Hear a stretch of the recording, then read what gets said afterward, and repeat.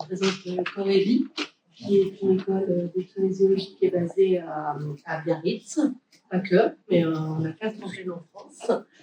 Donc, je suis la responsable pédagogique pour tout le cursus humain et Lise est la responsable pédagogique pour tout le cursus animalier.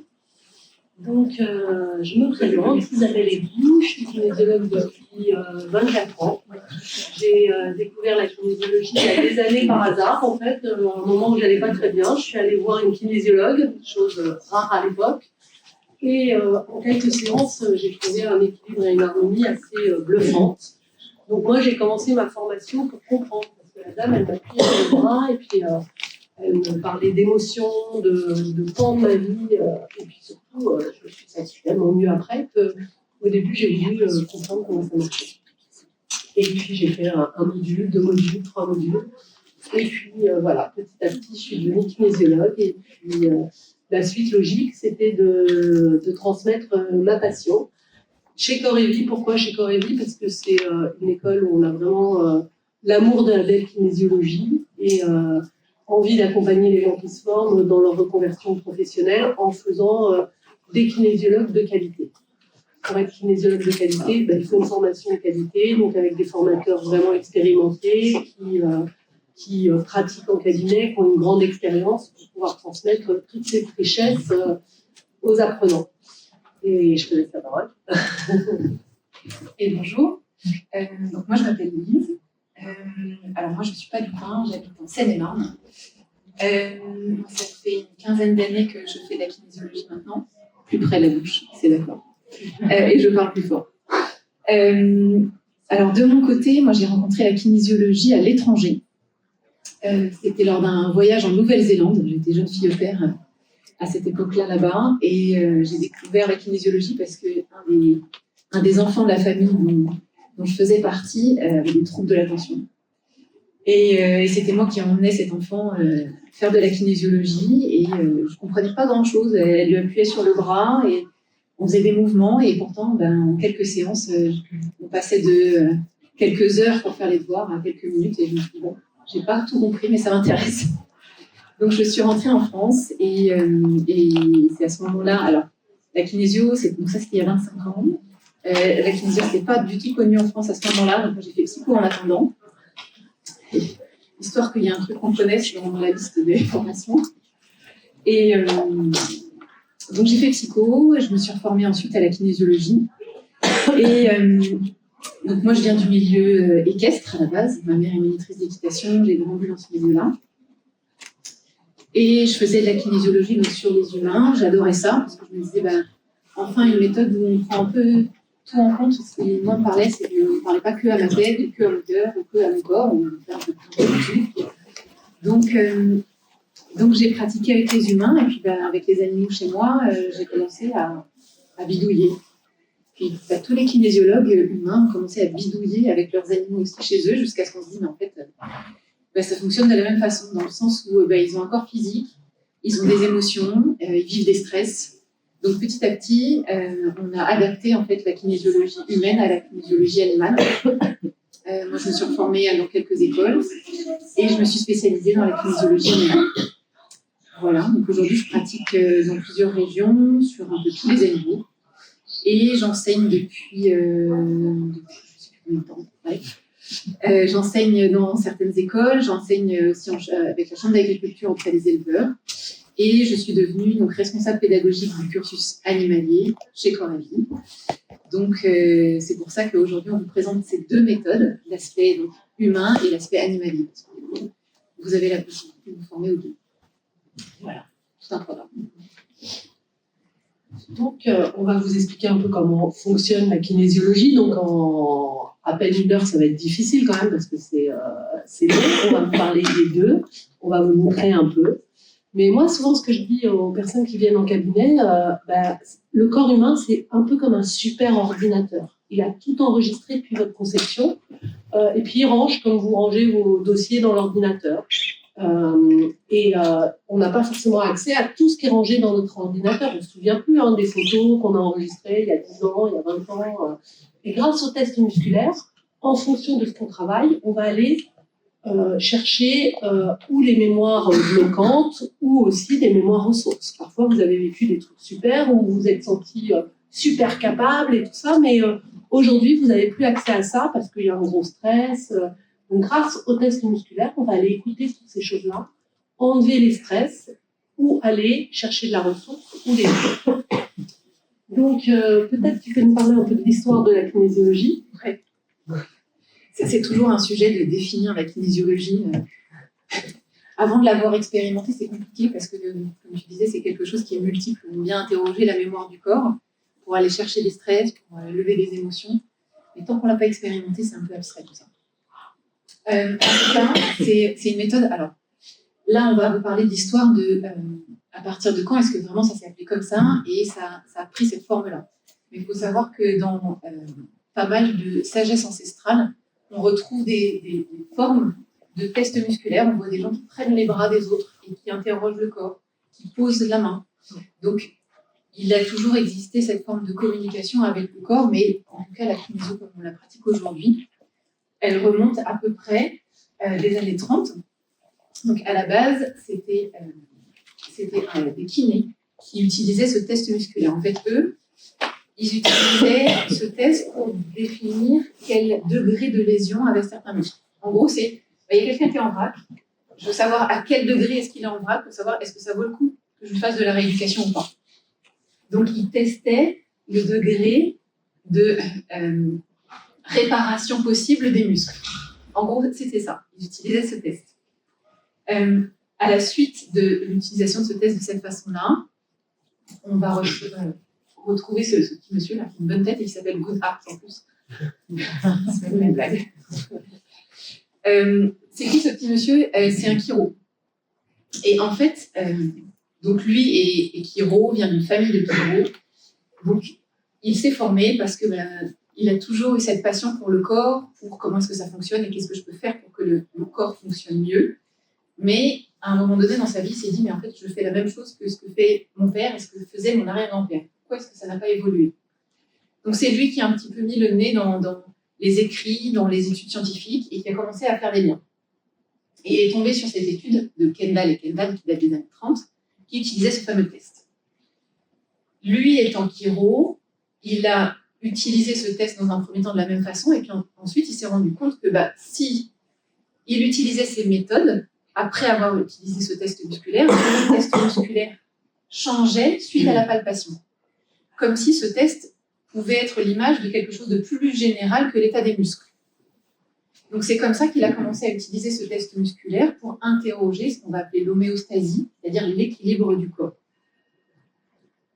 À la suite de ça, il a continué à faire des études, des recherches, il a trouvé plein de liens possibles de gens qui avaient travaillé sur des points et des zones réflexes qu'il a utilisés ensuite dans ce qui va s'appeler aujourd'hui santé par le toucher, Touch for Health, c'était pour les Américains. Donc voilà, il a développé la kinésiologie et l'utilisation de ce test musculaire. À la suite de ça, on retrouve John T, qui est juste là aussi, qui était un des élèves de Goodhart. Alors John T, c'est quelqu'un de très curieux. C'était quelqu'un de très curieux. Et l'histoire veut qu'il fasse partie des cours avec Goodhart et qu'un jour, il a été utilisé pour faire une démonstration. Et apparemment, il est arrivé clopin-clopant sur la table de massage et il est parti plutôt droit. Et il lui a dit, écoutez, je ne sais pas ce que vous faites, mais je veux faire la même chose que vous. Donc c'est lui qui a pris le relais. Pourquoi? Parce que Goodhart avait un esprit vraiment très curieux et a continué à faire des liens et des ponts. Bon, on a un peu perdu le raisonnement. Aujourd'hui, on ne peut plus trop suivre ce que fait ce monsieur-là. Il n'y a plus que lui qui comprend. Mais lui, il a démocratisé le truc. Lui, il s'est dit, moi, je veux que tout le monde puisse avoir un mini kinésio à la maison et puisse tester des muscles, appuyer sur des points et, en gros, se faire des mini rééquilibrages. Donc, c'est lui qui a mis en place ce qui s'appelle aujourd'hui Touch for Health ou santé par le toucher.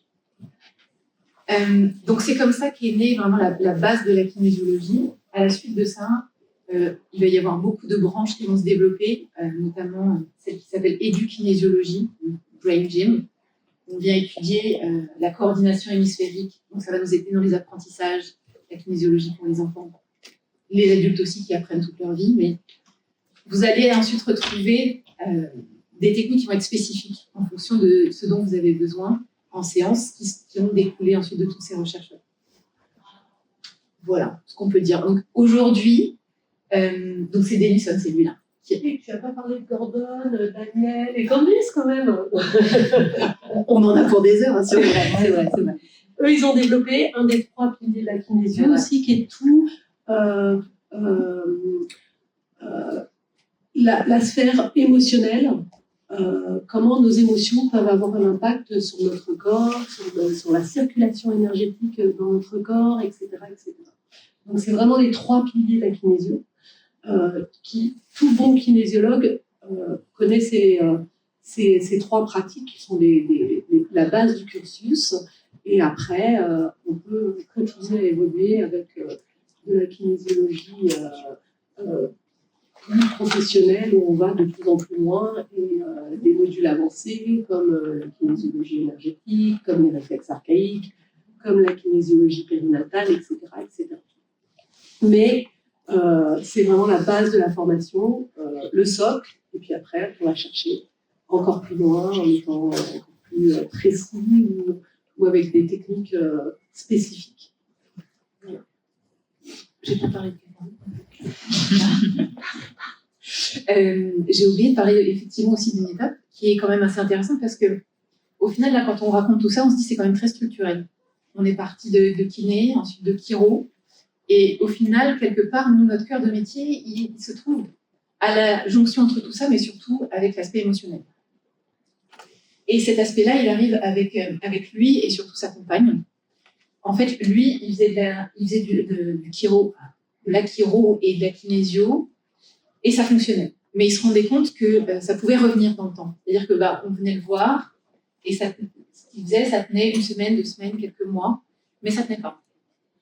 Il n'y a que quand la personne, elle racontait l'histoire de ce qui s'était passé, et qu'elle pleurait en général sur les tables, que là, ce qu'il faisait, ça fonctionnait vraiment.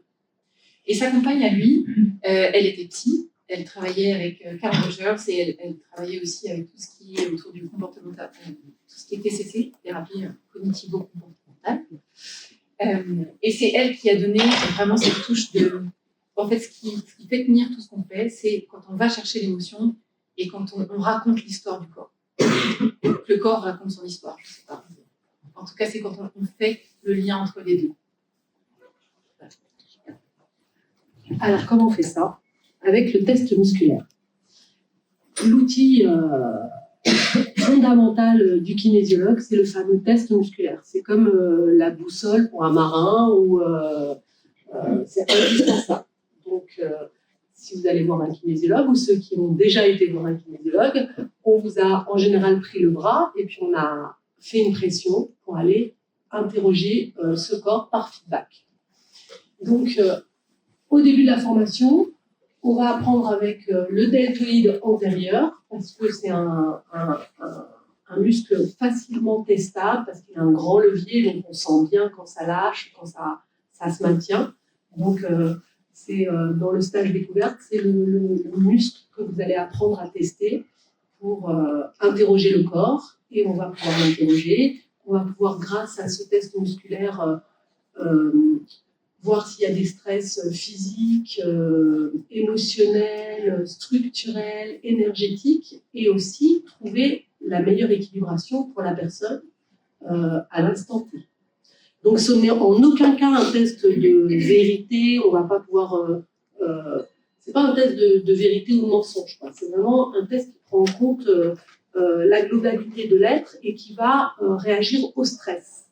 Je vais vous montrer un petit peu comment ça marche. Est-ce qu'il y a quelqu'un qui voudrait juste venir? Alors, je ne vais pas chercher d'émotion, mais je vais juste vous montrer comment, avec le test musculaire, on peut voir s'il y a un stress physique, un stress biochimique ou un stress émotionnel. Vous repartirez vivant, c'est promis. C'est mieux si c'est quelqu'un qui n'a jamais été testé, comme ça vous expérimentez. Allez, c'est parti. Tu me tiens le micro, du coup? Donc, vous allez vous placer face à moi, vous allez se placer comme ça, je vais vous placer, voilà, comme ça, vous maintenez sans, on ne fait pas un bras de fer, c'est pas très élevé. Donc, moi, je ne vous connais pas, je vais aller chercher votre zone de verrouillage, là où je sens une légère résistance. Vous maintenez? Ok, super. Je vais faire un premier pré-test pour m'assurer que son système musculaire est bien connecté à son unité centrale, à son cerveau, que la communication est claire. Sinon, je ne vais pas pouvoir me baser sur ce que me dit le test. Elle vérifie que les fils sont bien branchés. Quoi. Voilà. Je rapproche les fibres du muscle. Vous maintenez, je teste. Hop, ça lâche. Ok. J'écarte. Vous maintenez. Ah, voilà. Je vérifie. C'est bien fort. Ok. Maintenant, on va voir comment un stress postural peut être ressenti dans le test musculaire. Pour ça, je vais juste vous inviter à mettre la tête très en arrière. Et on maintient le bras. Voilà. Hop. On mettait la tête droite, vous maintenez le bras. Mais non, vous ne maintenez pas. Vous maintenez le bras. Je n'ai pas besoin que vous mettiez. Hein. Je vais vraiment écouter ce que dit votre corps. Vous êtes très sympa avec moi. Hein. Alors, maintenez le bras. Je cherche la zone de verrouillage. Mettez la tête en arrière, s'il vous plaît. Vous maintenez toujours votre bras. Voilà. Sentez la différence? Vous mettez la tête droite. Maintenez le bras. Voilà. Pourquoi? Parce que dans la colonne vertébrale, il y a il y a tout le système nerveux qui ramène toutes les informations à l'unité centrale qui est le cerveau. Quand je lui fais faire la tête en arrière, c'est un peu comme le tuyau d'arrosage. Vous savez, quand vous arrosez votre jardin et que on bloque un peu le tuyau, l'information passe moins bien, donc ça génère un stress au niveau du corps. Maintenant, on va aller regarder, ça ne marche pas toujours, mais je vais essayer. Un stress biochimique. Vous n'êtes pas diabétique? Non. Ça devrait marcher. Vous n'avez pas fait un marathon avant de venir? Non. Bon. Alors, maintenez le bras. Donc, hop, bien facilement. Maintenez. Voilà, maintenez. Voilà, fort, même. Pour qu'il voit bien. Et là, vous maintenez toujours le bras. Maintenez. Ah, vous avez vu? Pourquoi? Parce que le sucre blanc, si elle n'est pas diabétique, si elle n'a pas fait un marathon, le corps, il n'en a pas besoin, ça va être pris comme un poison, en fait. C'est pour ça que je dis que ça ne marchait pas toujours, parce que s'il y a un stress au niveau des surrénales, etc., le corps va me dire « Ah, mais si, j'ai besoin de sucre ». Par exemple, après un marathon, quand on a couru pendant 3 heures, vous lui proposez un morceau de sucre au corps, ça va le renforcer, il va dire oui. Donc, le corps va nous montrer comment on peut réagir à un stress biochimique.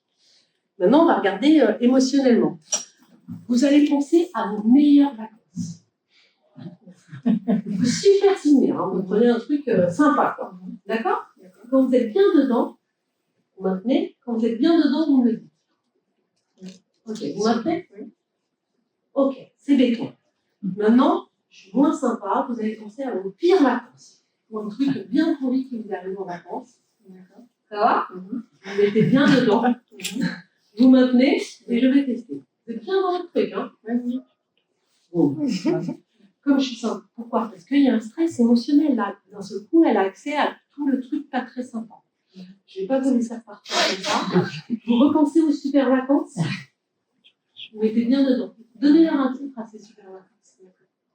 Comment c'est de... Ça serait quoi le titre obligé? Vacances au soleil. Ouais, les vacances au soleil. Vous mettez bien dans les vacances au soleil. Vous maintenez bien le bras. Ok. Voilà. Là, je fais ça parce que sinon, je pourrais, si je vous laissais pour les vacances pourries, je pourrais repartir pas très bien, donc je préfère la ramener sur une ressource quand même. Merci beaucoup. Donc, voilà un peu comment fonctionne le test musculaire. On peut voir qu'il réagit aussi bien à un stress postural, à un stress biochimique ou à un stress émotionnel. Et après, on ira chercher des émotions et des équilibrations vraiment appropriées à chaque personne. Est-ce que tu veux parler un petit peu du cursus animalier, de la kinésio animale? De la kinésio animale, mais bien sûr. Ouais. D'ailleurs, je me disais qu'on n'avait pas demandé est-ce que les personnes qui connaissent déjà la kinésiologie peuvent lever la main? Ah ouais. Vous avez tous fait une séance sur vous déjà. Félicitations. Ok. Et est-ce qu'il y a des gens ici qui connaissent la kinésiologie avec les animaux? J'en ai entendu parler, mais Ok. voilà. D'accord, ça marche. Donc oui, vous êtes pas mal à connaître déjà ce test musculaire. Okay. Donc comme je le disais tout à l'heure, moi je m'occupe de l'aspect plutôt animaux. Pourquoi les animaux? Comme on disait, c'est la même chose dans le sens où eux aussi, ils ont des expériences qui ne se passent pas toujours de la meilleure façon possible. Donc eux aussi vivent des stress d'une intensité plus ou moins forte, qui se digèrent plus ou moins bien. Et c'est pour ça que si la digestion ne se fait pas bien, ils peuvent rester avec ces émotions qui sont encore actives et face à certaines situations, ne plus réagir de la bonne façon. Ça peut paraître plus invisible, mais parfois, c'est très gênant. Par exemple, un chat qui fait pipi partout. Un chien qui devient agressif. Un cheval qui ne veut plus bouger. Ou un cheval qui devient plus approchable. Donc, ce sont tous les comportements qui nous montrent que, quelque part, il y a du stress. Dans leur nature, ils sont quand même très adaptables et ils sont plutôt, contrairement à nous, dans l'équilibre et dans la recherche de je vais bien et je suis en bonne santé. En tout cas, ils y vont plus facilement que nous.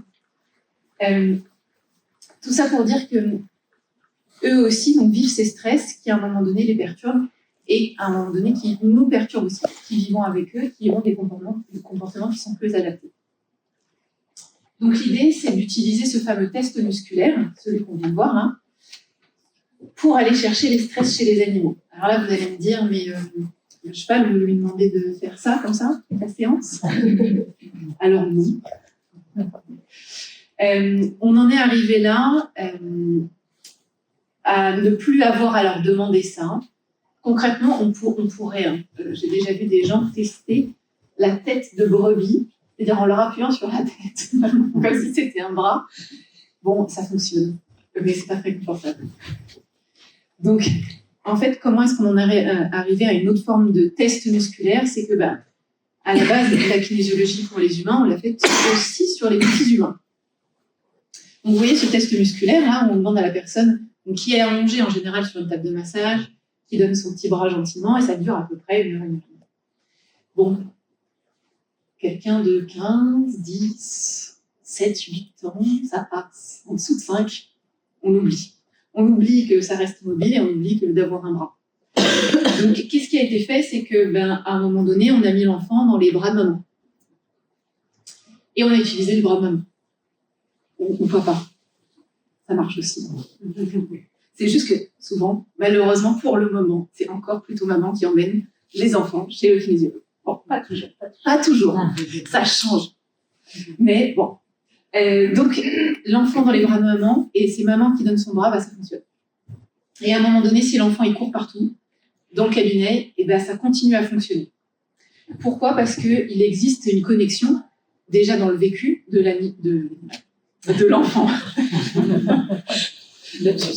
et du parent, et aussi parce que souvent, il y a cette transmission d'émotions. On parlera un petit peu pour les animaux aussi, c'est que l'histoire des enfants, c'est l'histoire des parents, et tout est entremêlé. En tout cas, c'est ce qui fait qu'on a pu à un moment utiliser ce qu'on appelle des transferts, c'est-à-dire utiliser un parent pour tester un enfant. Et on a pu utiliser un humain pour tester un animal. Sauf que c'est pas toujours pratique d'avoir un humain pour tester un animal. C'est dommage, on a envie de mettre une main dedans. Donc petit à petit, on s'est rendu compte que il était possible de poser ses mains, non pas à l'endroit où on va faire fonctionner le muscle, mais directement sur le muscle pour interroger le muscle. Donc c'est juste que le test est beaucoup plus subtil, mais vous vous rendez bien compte que si je fais ça, mon muscle bouge. Si je mets ma main au bout de mon bras ou sur mon muscle, il se passe quelque chose. Donc je viens cette fois-ci chez l'animal directement sur le muscle.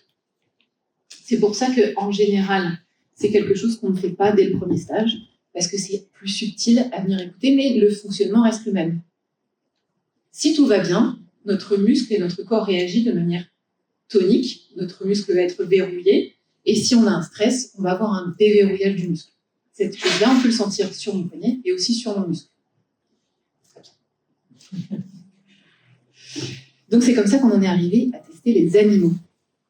Donc au début, les chevaux, et puis ensuite les chiens, les chats, les vaches, un peu tout. Et donc ça fait que du coup, on a deux méthodes pour s'interroger sur le comment va mon animal, soit en passant directement par l'animal, et si l'animal n'est pas approchable, et ben on passe par la personne à qui appartient l'animal. Ça nous fait 2 portes d'entrée. Voilà. Est-ce que vous avez des questions ou sur la kinésiologie, ou sur comment choisir son kinésiologue, ou sur pour qui est fait la formation, ou ce genre de choses? Est-ce qu'il y a des gens qui ont des questions particulières? Non? Donc on continue à vous parler de tout. On peut dire longtemps. Hein. Moi, j'ai quand même vous parler de comment choisir son kinésiologue. C'est important aujourd'hui parce que la kinésiologie, elle est en pleine expansion depuis 10-15 ans.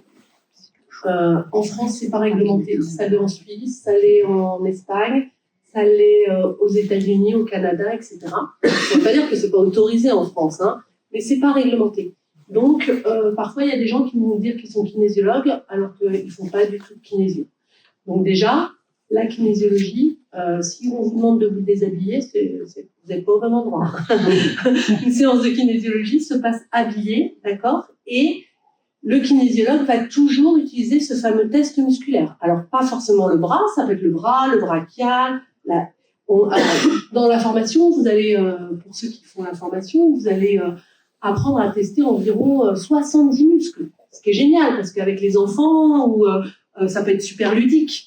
Un enfant hyperactif, vous n'allez pas le laisser pendant 40 minutes sur une table, tiens ton bras, hop, on peut tester debout, assis, couché, avec la jambe, avec le bras en l'air, etc., etc.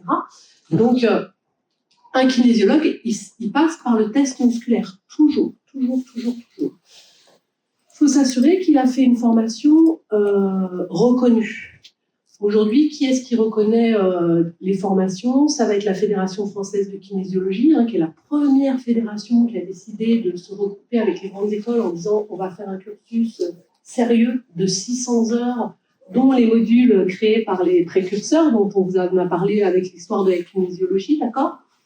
Et ils passent une certification, c'est un vrai examen écrit, ils font une séance devant un jury, ils présentent un mémoire, voilà. Ça, c'est quand même un gage de sérieux. Et c'est important, parce que on peut tous avoir des pans de vie plus ou moins difficiles, où vous emmenez vos enfants pour des troubles d'apprentissage ou de comportement, ou d'énurésie, etc. Soyez vigilants sur chez qui vous allez. Après, il y a une question de feeling. On peut aller chez un très bon kinésio, et puis ça passe pas, et c'est totalement OK. Dans ce cas-là, cherchez une autre personne qui vous correspond mieux, et c'est juste, quoi. Et ça, il faut faire attention. Pour la formation, c'est pareil. Aujourd'hui, vous voulez ouvrir une école de kinésio, bon, vous allez avoir des petits soucis avec la fédération, etc. Mais faites attention, quand vous faites une formation, d'aller chez des gens qui sont compétents, confirmés, qui savent de quoi ils parlent, et qui vous apprennent un vrai métier.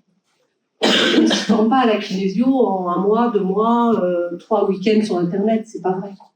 Je ne sais pas combien de temps. 24 heures sur Internet, déjà. Ah, c'est pas mal. Pour 59 €. C'est pas cher. Donc voilà, ça c'est quand même incohérent. Il faut vraiment bien se former. Je ne sais pas quel métier vous faites, mais je ne pense pas que vous avez appris ça en 24 heures sur Internet. On est bien d'accord.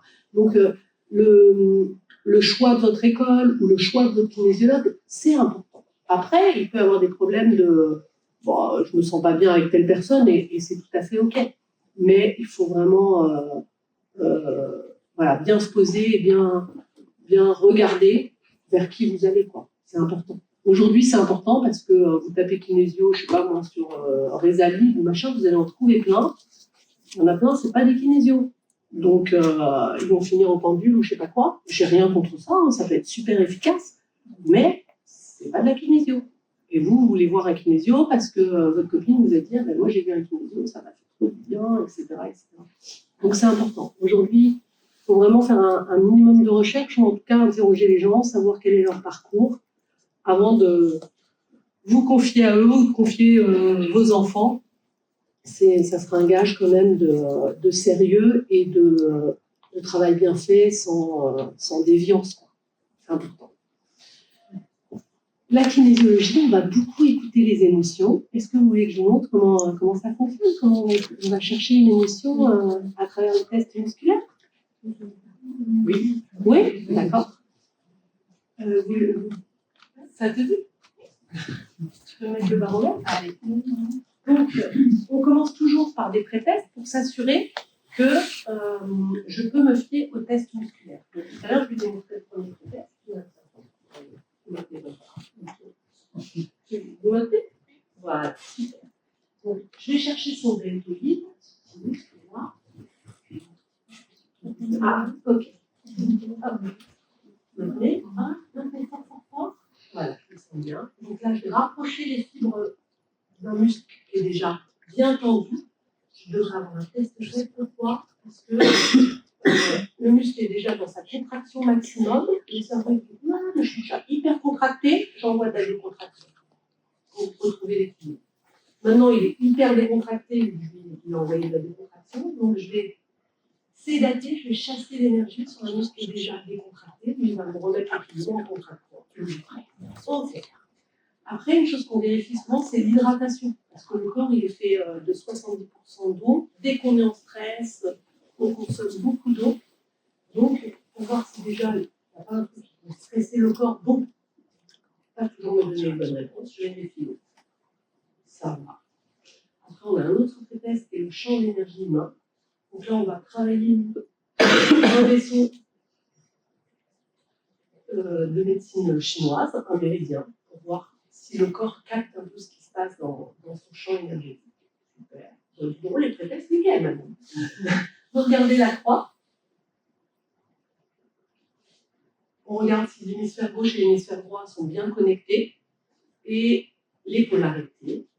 Est-ce que c'est un problème pour elle ou un stress? Que je la touche avec une polarité positive ou négative. Ce qui pourrait, encore une fois, fausser mon test. Là, je vois que tout est OK, donc je peux aller chercher une petite émotion. Vous êtes d'accord? Oui. C'est très courageux. Alors, est-ce que j'ai toutes les... Un kinésiologue, donc là, je vais poser des questions à voix haute, ce que votre kinésiologue, en général, fait dans sa tête quand vous faites une séance. Quel est votre prénom? OK. Est-ce que j'ai toutes les autorisations pour travailler avec le réveil? OK. Est-ce que j'ai toutes les autorisations, donc de son corps et tout, quoi, de sa tête, de son cœur, pour aller chercher une petite émotion? OK. Alors, est-ce que je peux utiliser le baromètre du comportement? Oui. Alors, on a plusieurs façons de tester. Je vais passer par l'énumération. J'énumère. Soleil. OK. Donc, je vais chercher une émotion dans le soleil. Donc, ça peut être une émotion ressource ou ce vers quoi vous aimeriez aller, etc. Alors, j'énumère. Conscient. Subconscient. Corps. OK. Corps, on a 3 niveaux. 1, 2, 3. J'énumère. 1. OK. Est-ce que je peux aller chercher une sous-catégorie? Oui, j'énumère. 1 à 4. OK. J'énumère. 1, 2, 3. OK. Donc, alors, la meilleure formulation, j'énumère, j'aime m'appelle, je voudrais. OK. Est-ce que vous pouvez me dire, dans l'unité, je voudrais être calme? Je voudrais être calme. Unité, alors quelle unité? Alors, là, je pose des questions au test. Est-ce que c'est avec les autres? OK. Donc, je voudrais être calme et en unité avec tout le monde. Ça me parle, ça, cette... OK. Donc, vous allez me dire, dans l'unité, je voudrais être calme. Dans l'unité, je voudrais être calme. Est-ce qui veut dire que... Est-ce que j'ai le droit de dire ça? OK, est-ce que c'est juste? Ouais. S'il n'y a pas cette unité avec tout le monde, ça peut être stressant. Vous avez besoin que... Ça, c'est le cas? Ouais. C'est votre corps qui vous dit, hein, je ne vous connais pas, on a parlé 2 minutes, mais pas de ça. OK. Est-ce que je peux travailler avec cette émotion-là? Donc, on va faire une infusion. C'est-à-dire que dès que tout, il n'y a pas tout ça, ou que j'arrive pas à ce que ça soit serein, tranquille, calme avec tout le monde et une belle harmonie, j'ai envie de dire, ça peut me mettre en stress. Donc, je vais vous inviter à mettre une main sur votre front et l'autre derrière sur les pieds.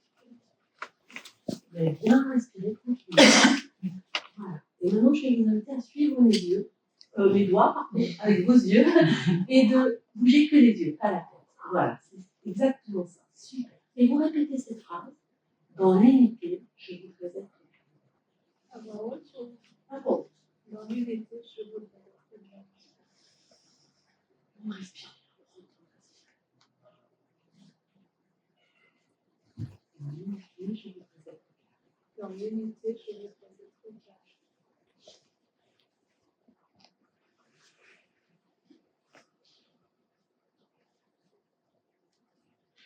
Donc, ce qu'est en train de faire Isabelle, là, c'est une technique qu'on utilise beaucoup en kinésiologie, qui permet de réduire la charge émotionnelle qui est contenue dans une phrase. En général, on raconte l'histoire en même temps, c'est-à-dire qu'on raconte le souvenir. Voilà, c'est quelque chose qu'on fait souvent en kinésiologie. Technique que vous pourriez reconnaître qui vient de l'EMDR.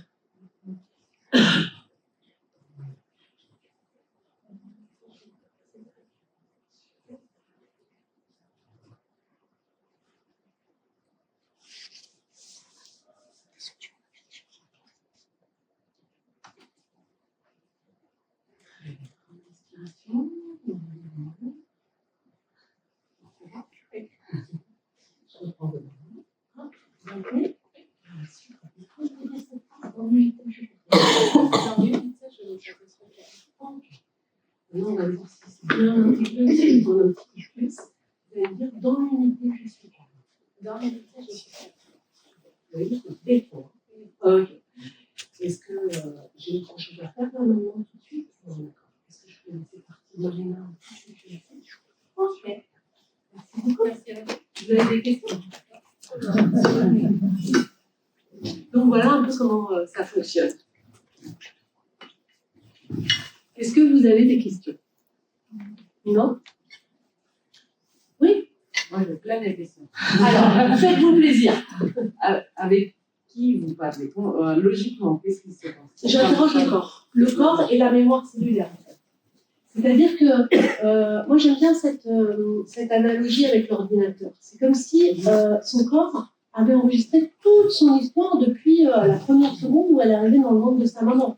Tous les bons souvenirs, mais aussi des trucs plus difficiles, etc., etc. Alors là, j'ai fait chercher une petite émotion prioritaire comme ça, pas sur un objectif, ce qu'on ne fait pas au cabinet. En cabinet, la personne, elle vient avec une demande, elle n'arrive pas à dormir, ou j'ai des douleurs aux genoux, j'ai été voir le kiné, j'ai été voir le médecin, on sait ce que j'ai, mais il n'y a rien qui fait, et bien nous, on va aller écouter les émotions. Donc, c'est vraiment en interrogeant, c'est pas de la médium, parfois les gens me disent, mais vous êtes médium, non, pas du tout, pas du tout. C'est vraiment une technique qui permet d'interroger le corps et ce qu'il a enregistré, toute sa mémoire cellulaire. Deuxième question, allez-y, après je viens. Et moi, j'ai fait 2 séances de kinésiologie avec 2 kinésiologues différents. Ouais. Et avec les deux, et ils m'ont donné des devoirs après. C'est 21 jours de faire 2 choses différentes. Ok. Est-ce que c'est chaque fois on donne 21 jours pour réséter les cellules? Alors, en fin de séance, alors avec les animaux, je demanderai à Alice parce que moi, c'est pas ma spécialité, mais en fin de séance, on pose la question est-ce qu'il y a un renforcement à faire à la maison, un ancrage en fait?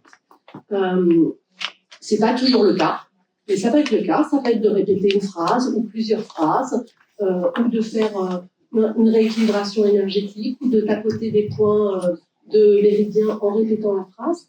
Et on va demander au corps combien de temps. Ça peut être 3 jours, ça peut être 21 jours, ça sort souvent. Pourquoi? Parce que c'est le temps que le corps met pour refaire toutes ses cellules. Donc le fait de répéter une phrase, une fois qu'on a enlevé, qu'on a déposé toutes les valises, parce que sinon c'est un peu la méthode Coué, ça ne marche pas tout le temps. Je suis bien, je vais bien, etc. Si on n'a pas déposé les trucs qui font que je ne vais pas bien, on peut se le dire, et à un moment ça ne va pas marcher. Par contre, une fois qu'on a fait le boulot, le fait de répéter, par exemple, une phrase positive, etc., pendant 21 jours, toutes les cellules vont être complètement refaites, donc elles vont toutes recevoir ce message.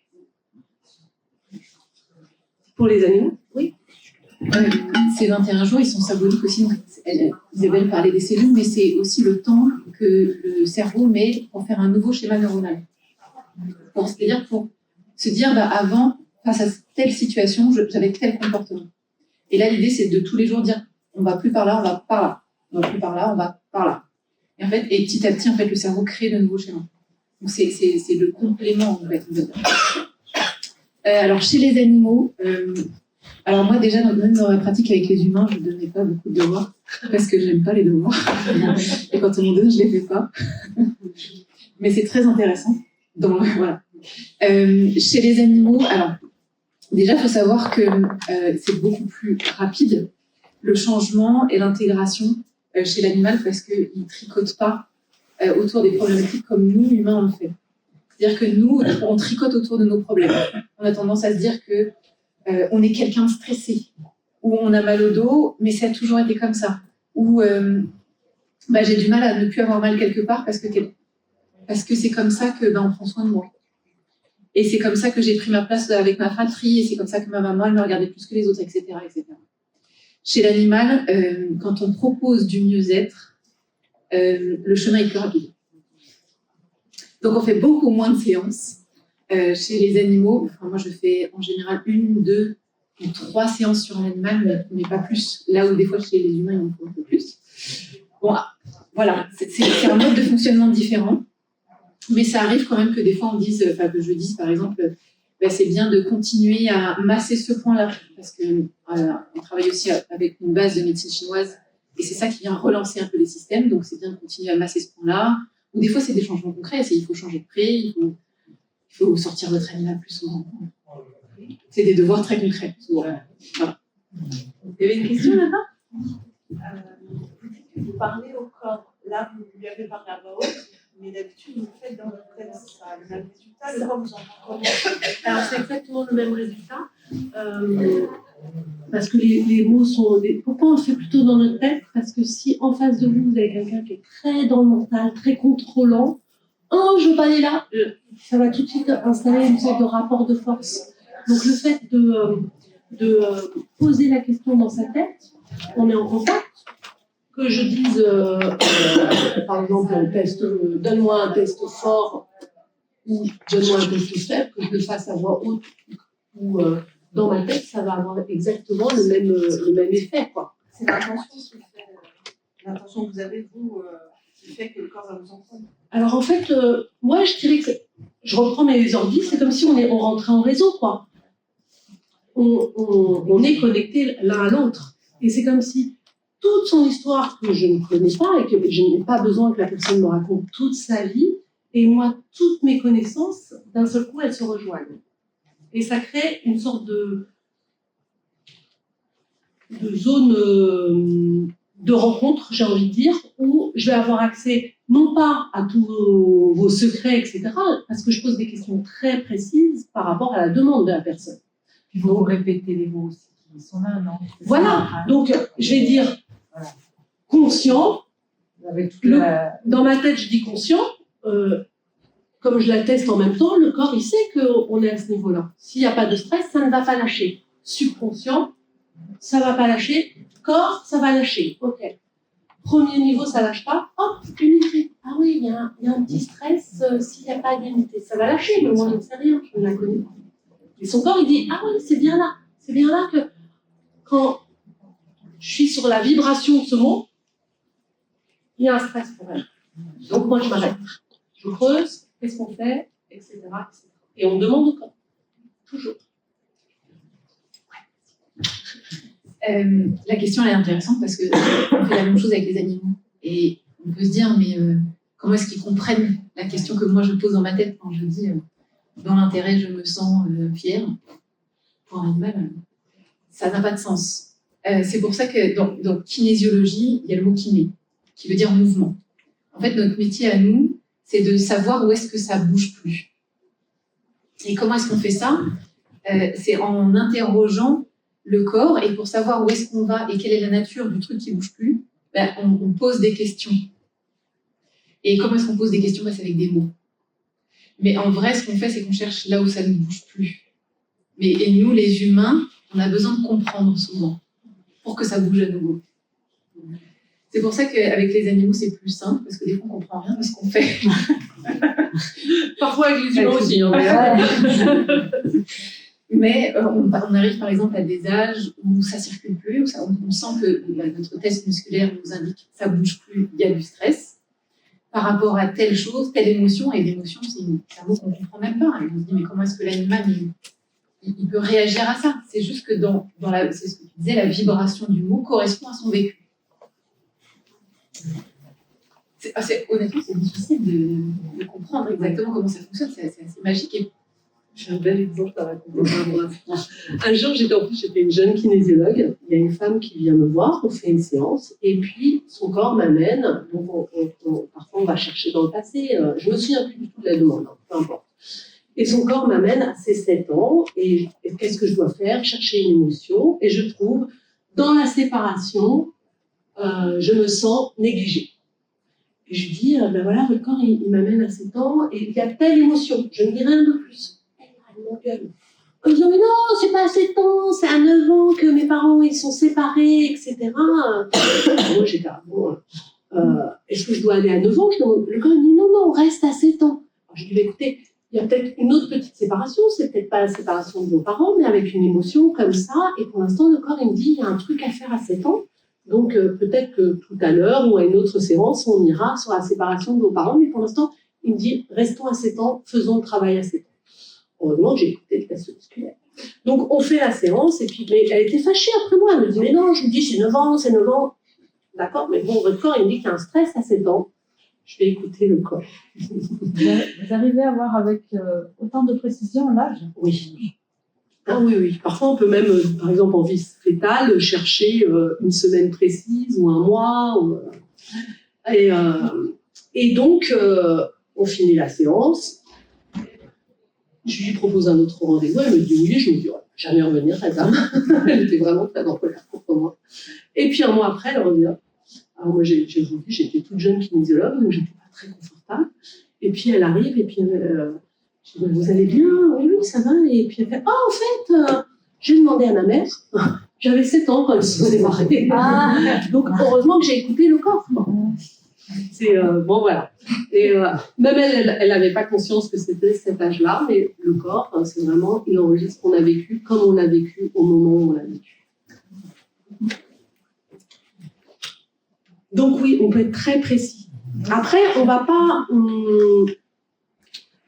aller fouiller pour fouiller, quoi. C'est vraiment, vous avez un problème de sommeil, on va aller chercher qu'est-ce qui bloque, qu'est-ce qui fait. Alors c'est peut-être des choses aujourd'hui dans votre environnement, mais qui vont aller réveiller des stress que vous avez vécus, je sais pas moi, à 7 ans ou dans la vie fétale, etc., qui sont réactivés parce que l'inconscient, il fonctionne beaucoup par analogie.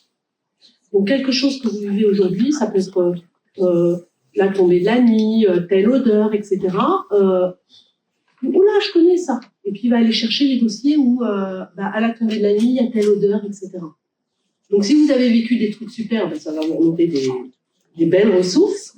Et si un jour, à la tombée de la nuit, avec une odeur de paprika, il s'est passé quelque chose de dur pour vous, d'un seul coup, ça va remonter tout le malaise, mais sauf que votre corps, il ne vous envoie pas un texto ou un mail en disant oui, mais souviens-toi, quand tu avais 6 ans, ça sentait le paprika et je sais pas quoi. Est-ce qu'il y a d'autres questions? Ouais, moi j'en ai une. Comment vous faites sur un chat, par exemple, qui a sûrement vécu du stress pour l'enlever, et comment vous le voyez? De la même façon. C'est-à-dire que, alors ça dépend alors le chat, c'est un peu délicat. C'est ça, en général, il faut se méfier. Nos doigts sont un peu en danger. Déjà, soit je peux l'approcher et je peux le toucher, et dans ce cas-là, j'utilise mon test en direct. Soit je passe par la personne pour passer en transfert, pour rester en sécurité pour tout le monde. Mais l'idée, c'est la même chose. C'est d'interroger son corps sur quelle est la nature de son stress, quand est-ce que ça s'est inscrit dans son histoire, et qu'est-ce que je peux faire, par exemple, pour faire circuler tout ça. Vous arrivez à voir dans son passé, quelque part. C'est pas à voir dans son passé, c'est à remonter le fil du stress. Ouais, voilà. Et avec les animaux, on a un peu tendance à vouloir savoir ce qu'ils ont vécu.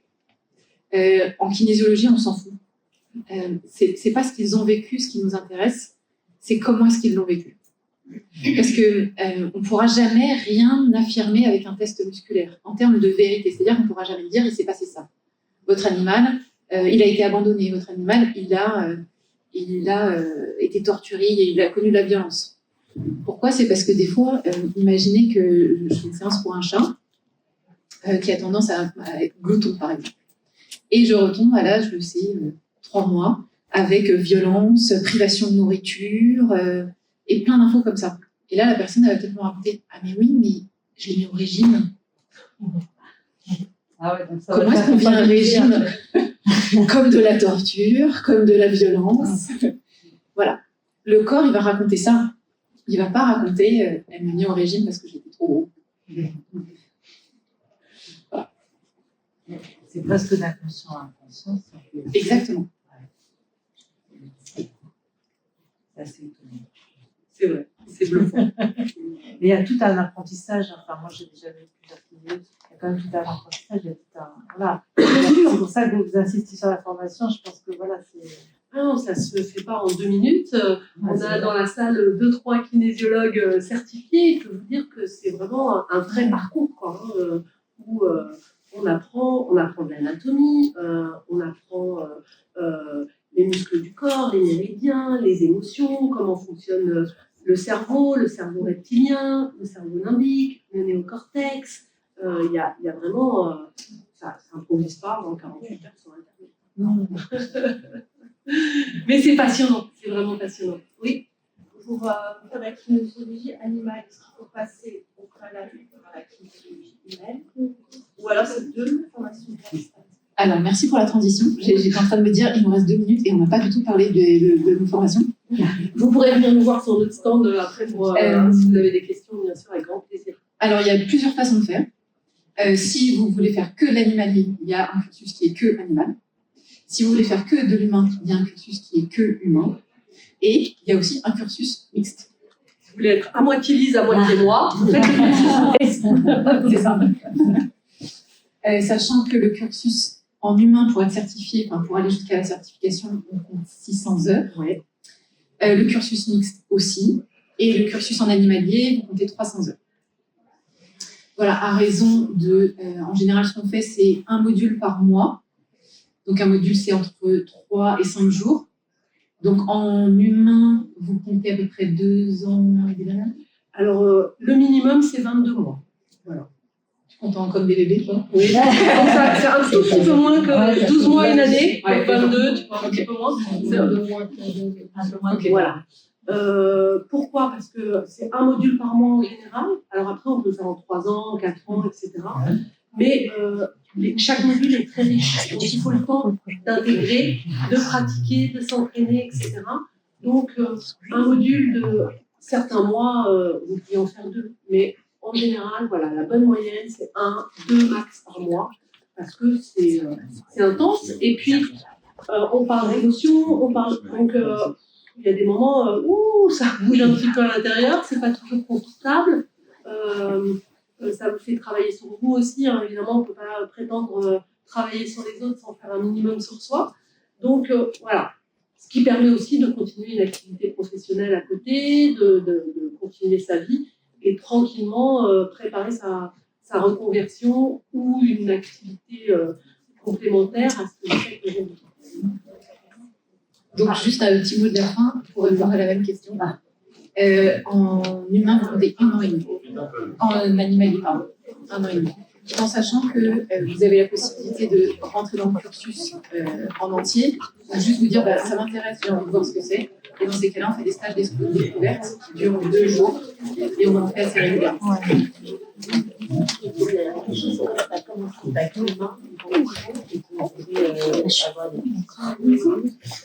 Avoir le complément animal, c'est possible après de les rattraper quelque chose. Oui.